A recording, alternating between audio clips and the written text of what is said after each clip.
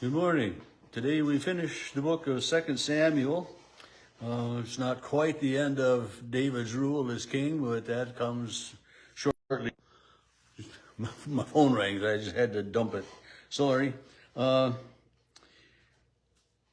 as we read here in these last two chapters, it starts out with some of the last words of David as he praises God. You know, he says, "The Spirit of the Lord speaks through me. His word is upon my tongue.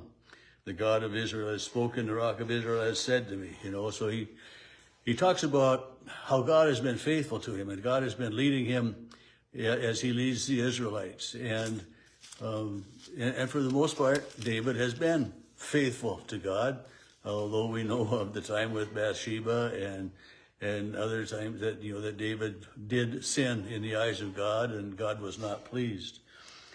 But for the most part, David was faithful to God, and God always was faithful to David.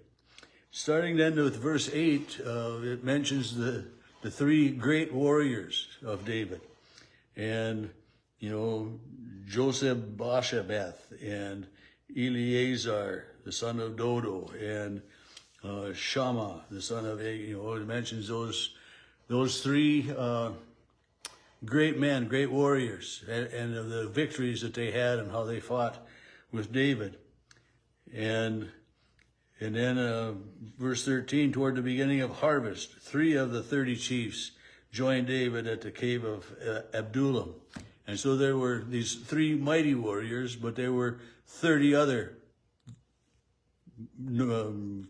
great warriors. I shouldn't say great warriors. They were the 3 mighty warriors, and then, you know, 30 others that were worthy of honorable mention, let's just say. And they, in verse 13, you know, it says, you know, 14, David was wishing that someone would bring him water from this well at Bethlehem. And so 3 warriors broke through this camp and went and got the water at very great risk to themselves. They bring the water back, and then David refuses to drink it. He dumps it on the ground, saying, it would be like drinking the blood of these 3 warriors, these warriors who put themselves at risk. And, but, you know, it leaves us kind of hanging as to what happened after that. But you know, chapter 23 kind of concludes with talk of more of the battles of the 3 and the 30. And then chapter 24 begins with these words. Again, the anger of the Lord was kindled against Israel, and he incited David, saying, you know, go and count the people of Judah and Israel, and, you know, take a census. And so David has this census taken, even against the advice of Joab. And, you know, they come up with, you know, Joab, it takes them, I don't remember, was it 9 months and some odd days, you know, quite a long time to travel through all of the land of Israel and Judah to count the men. And there were 800,000, I don't remember the numbers, 800,000 and 500. Yeah, 9 months and 20 days, and there were 800,000 in Israel and 500,000 in Judah. So, I mean, even though Israel was 10 tribes in a larger land area, they didn't have that many more able-bodied men than Judah did by itself. But then verse 10, afterwards, David was stricken because he had numbered the people. And he says to the Lord, I have sinned greatly in the eyes of the Lord, what I've done. I'm puzzled because verse 1 says, the anger of the Lord was kindled against Israel, and he incited David by saying, go and count the people. So, I mean, it sounds like God told David to go count the people. And then here, now, you know, the Lord, or, you know, David says, I have sinned by doing this. And I tried to figure out just what does this mean? But I have no clue, as it is often so very true. And so David sends for this, or I don't know, David doesn't send for him, this prophet Gad, who is David's seer, comes and says to David, the Lord says, choose between these three things that I offer you. And, oh boy, the three choices, they're not good, and you'll have 3 years of famine, or 3 months before your foes, or you will flee for 3 months before your foes. So these enemies are going to be pursuing you for 3 months. How many people are going to die there? Or there will be 3 days of pestilence on the land.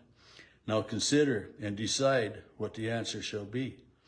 And I mean, how do you make a choice between three evils like that, And David says, let us fall into the hand of the Lord, for his mercy is great, but don't let me fall into human hands. And it says then that the Lord sent a pestilence against Israel, and until the appointed time. So does this mean 3 days or the 3 months? Or I'm not sure how long it meant, but there were 70,000 people died during this.